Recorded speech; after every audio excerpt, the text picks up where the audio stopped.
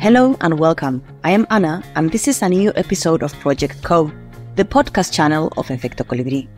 A channel inspired by words that start with co, community, consciousness, co-creation, co-evolution, and of course, colibri, which in Spanish means hummingbird. We have honest conversations with change makers to explore mindsets and initiatives for positive change. The stories we tell and the stories we listen to have the power to regenerate our perception of ourselves and others. Stories regenerate. This is why at Efecto Colibri, we produce and distribute podcast content to inspire you to create a more human reality in harmony with planet Earth. Discover more at www.efectocolibri.com. Things change. The environment transforms. We evolve when we adapt to the environment. It's something simple to recognize and becomes clear when you observe nature. This is precisely what Lucy did. She spent much of her life as an entrepreneur. When she realized that more and more children were coming to beg for food at her restaurant, she decided to stop and observe. Molo is a town located in the Rift Valley in Kenya. It's a hub of diversity, which 42 tribes of Kenya call home. Over time, Molo became a battleground for ethnic conflicts, leaving orphans without food or education. Lucy stopped, looked, and found. She decided to let go of her businesses and get involved with what her environment was asking of her.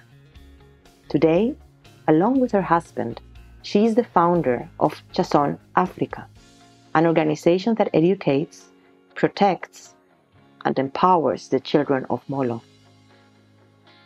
Welcome to Project Co, dear Lucy. Lucy, it is such a pleasure to be talking to you today. Yes. I have heard a lot about you. I was wondering, Lucy, how would you describe your childhood? Where are you from? Where were you born into? And what values have you apprehended and lived by in your early years? My family is a long story,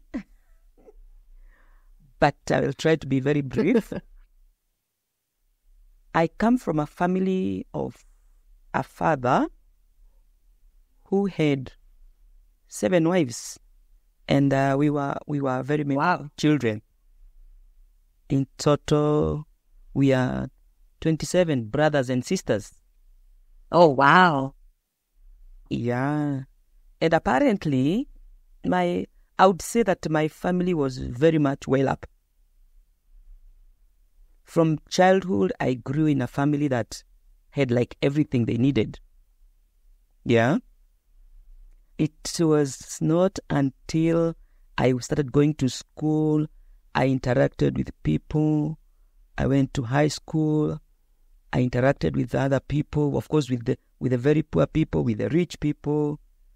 But finally, when I got a job, I got to a job that had very, very rich students.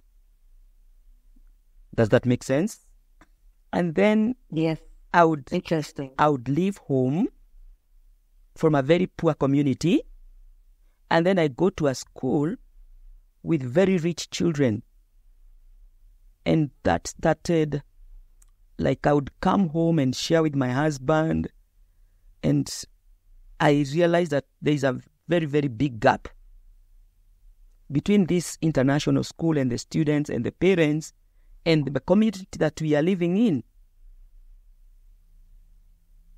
And because we are Christians, we started feeling like, wow, I think there's something much more than just working. And that is transforming the lives of people in our community. And that is where the issue of helping the destitute children that were so many in our town started developing. So would you say that? So basically, you were born into a house of privilege somehow in the context, in the context of the village. I would confidently say that, yes. And how is the community? The community in Africa, in Kenya especially, things are not very well. There is a lot of poverty, lack of jobs. So now with those days, having people to go look for jobs was not easy. But I think my father, because I don't know how he had come up to that position, I don't know. But there was that big difference. Many of our age mates would not go to school, but with me, I went to school. Okay, with my brothers and my sisters, we were able to get the education we needed. But a number of those that we grew up with in the community, even today, I see some of the girls, they are now old mothers, they are struggling. You get the difference? Yes, of course. Yeah. What's the name of your village? We live in a village called Molo. And actually Molo is one of the towns that was mostly affected when we had these tribal clashes in the year 2000, 1992, 90, when with our tribal clashes, Molo was most affected. Right. Yeah. So how can you explain it a bit more to me? Like, in Kenya we have 42 tribes, and each tribe will want to show like it is the best. So in Molo we have a number of them, and so whenever we would have elections, you would find that each tribe tries to fight the other tribe to get the dominance. So in those years, every 5 years, we would have a lot of clashes, one tribe fighting the other.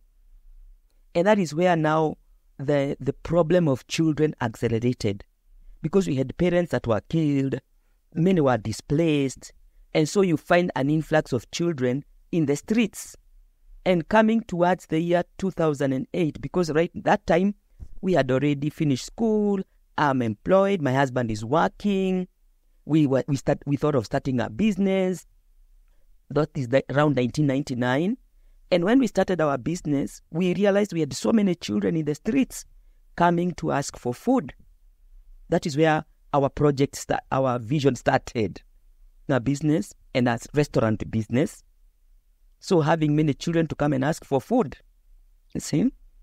And so we started thinking of how can we help these children? Yeah. And what did you do? It's an interesting story, because what happened when we started our business with my husband, we thought of helping these children that in the streets. And so the idea of preparing vouchers, like we would say, we prepare like 2 euros vouchers. Okay, I'm talking in dollars, but in Kenya shillings, one meal of 20 shillings was enough. Mm-hmm. So we thought of preparing some vouchers for the customers, okay? And whenever you as a customer come into our restaurant, after you have had your meal, instead of getting back your change, you buy the voucher. And then we encourage them. Instead of giving these children money to go and buy sniff glue, they would sniff glue, We would tell the customers. Which is, in Argentina, you say Paco. It's very similar. In like Kenya is glue. The worst. Yeah. When the children sniff it and they become high, and so there's no like other thinking of school, legal, anything. So we prepared vouchers, and we would give the customers. And so the children started learning that this voucher, or rather this piece of paper, is giving them food. So they would come in the evening and start bringing the vouchers. We started with about 3, Yes. And then somehow every day it started increasing. And then one time we asked ourselves, but what are we doing? Just giving these people food. What next? And so that is where we started thinking about giving them formal education. Wow. Yeah. Wow. Incredible, no? Yeah. And after some time, after we realized there are many, we realized that we can't do both the restaurant and give them education.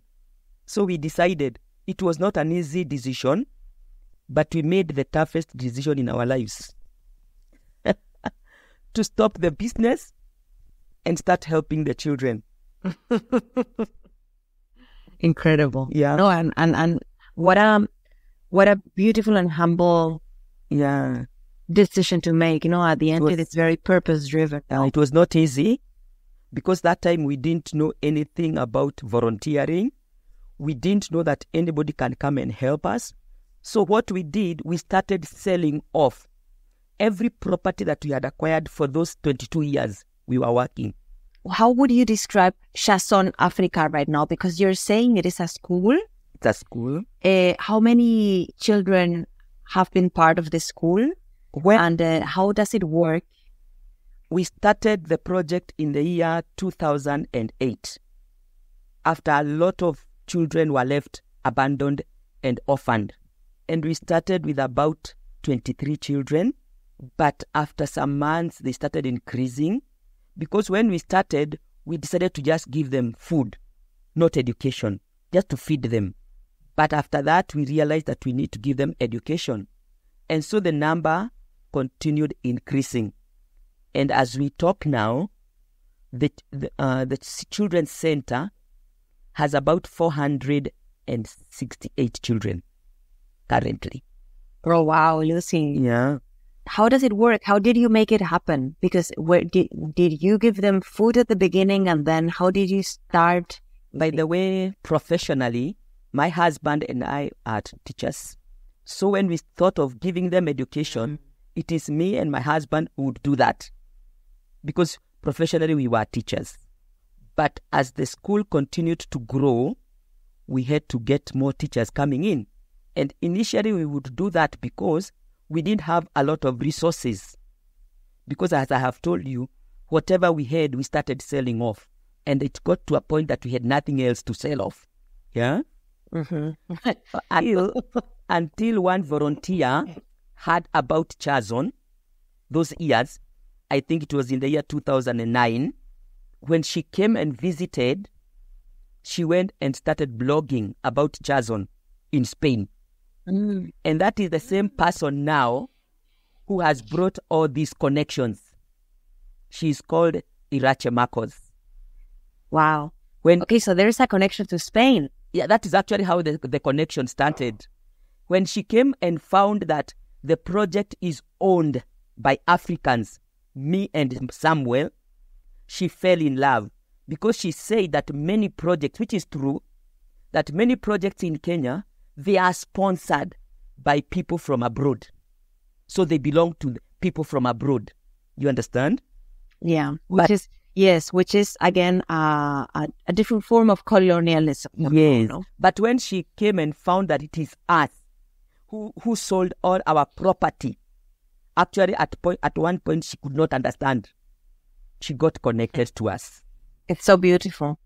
And how does so it was thanks to this Spanish volunteer who came and said, I'm going to be the representative of Chazon, and I'm going to position Chazon in Spain and in the place which has to raise capital, to get donations. Yes. Or how was it? Actually, she came as a volunteer, and she felt that we needed more volunteers so that they're able to come and help us.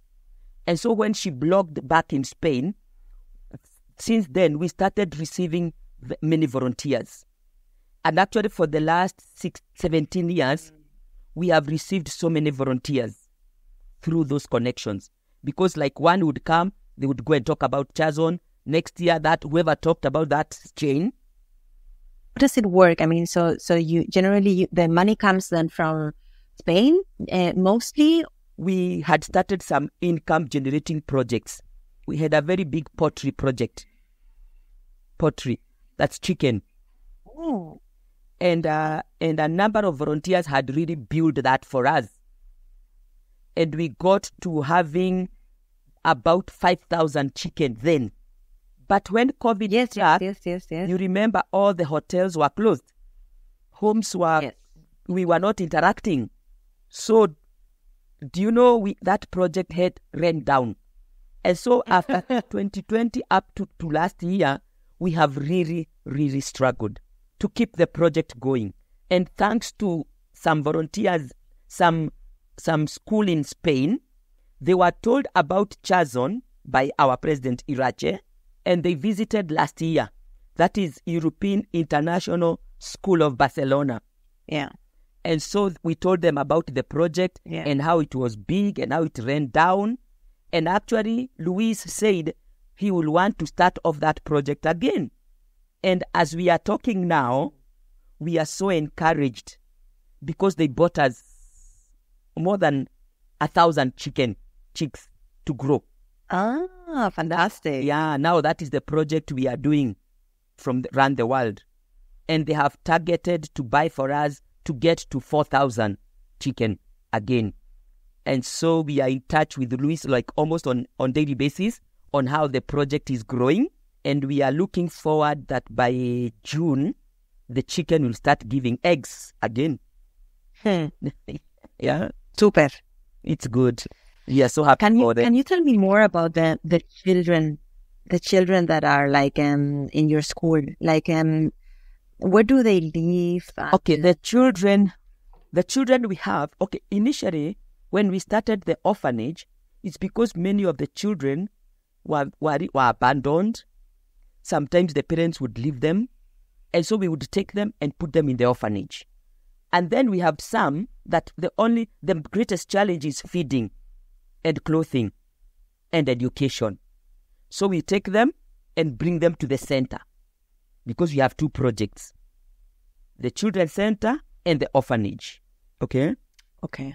So all these children, out of the 460 we have in the center, 23 are 24 hours in the orphanage.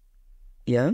Wow. Because they have the extreme problems. Some of them have been raped or sexually abused by the guardians, the relatives. Some of them, we have picked them from the streets. We are yet to trace their relatives. And a number of other very, very desperate cases. But in the center, we already have children that we have identified their guardians. Many of the parents, a number of our parents are sick of SIDA. You know, HIV and AIDS? Yes. So many of them are very weak. They are weak. They just can't afford to fend for the children. And so we take the children, we support in education. And that is now the big number that we have in the sector. Okay. Yeah. Wow. How would you say that your work is generally impacting these children? No, because at the end, the trauma must be so big. No, it is big. But what encourages that is that from the children that we have helped, like we already have a big group that we took from the streets. We have taken them through to high school. We have taken them through to university. Some have started coming back to help the children in the center. Some have already gotten some other jobs, and there is a lot of impact we are seeing them coming back to help. So before you were saying that the government doesn't help at all with education? The government gives free education in Kenya, but remember, there are no many teachers to help, no food. And you see, with a child, the most basic thing is food. Yeah. So you find like in a government class, there are about 100 children in one class. Oh, wow. So you can imagine the kind of education you get. And that motivates us to make sure we give these less fortunate the best education they can afford. Because unless we do that, they are not able to get it. That has been our motivation, to give them the best education that they could not have afforded. Yes. Yeah. And even bringing them up to university, that's huge. We are very happy. We have a number of them. We still have others that are in the university. At the moment, we have, and actually the people in Spain, they help us sponsor these children because we don't have a high school. And at currently, we have about 42 in high school that we are sponsoring fully. Super. And we have a number in the university. Lucy, you were saying that the most important thing is, education definitely, and food also, no? Like children don't have access to food. They don't have access to food. Do you know generally the number of, in Kenya, of children that don't have access to food and that don't have access to the education? Would you say it's like 40%, 30%, or? Personally, we would say it's about 60%. Because they are going to public schools because they don't want to be out. But at the same time, they are not getting the education you'd imagine a well-up person would get. Because actually, the government, let me just give you the statistics. Recently, the government did some statistics. Of those children who are in public school, and they are in grade 8, and they were given work for grade 3. And unfortunately, they are saying that 80% are not able even to write their names. And they are in grade 8. And personally, I was reading those statistics and we felt like we are urged to keep helping our children the more. Mm-hmm. Because with Chazon, we are doing our best. We always tell them we may not have everything, but we do our best to make sure that our children can speak English because that is the national language. They can write their names. Mm-hmm. And we are seeing that transformation a lot. And Lucy, in Chazon, going back to what you were saying about the tribes, in Kenya, do you have children that come from different tribes, or how does it work? Chazon has Molo, our town Molo, our village Molo, as I told you, it's a cosmopolitan town. It has all the tribes. So with Chazon, we don't take children according to tribes. We take them according to the needs, irrespective of which tribe you come from. So we have so many tribes in Chazon. And which are the needs? How do you organize them? Normally what happens, for us to get the children in Chazon, we do what we call social inquiry. We go to the village, we check those who are not going to school. We also have friends in Molo who know about Chazon and the work we do. They refer them to us. Also, the government, we have some children that are abandoned and they are taken to the police. Once they land to the police know Chazon. They call us and they give us these children. Okay. So there's all that connection. Super. Yeah. On a finishing note, I would like to ask you, how do you envision the development of the educational system in Kenya in the next couple of 50 years? What would you desire?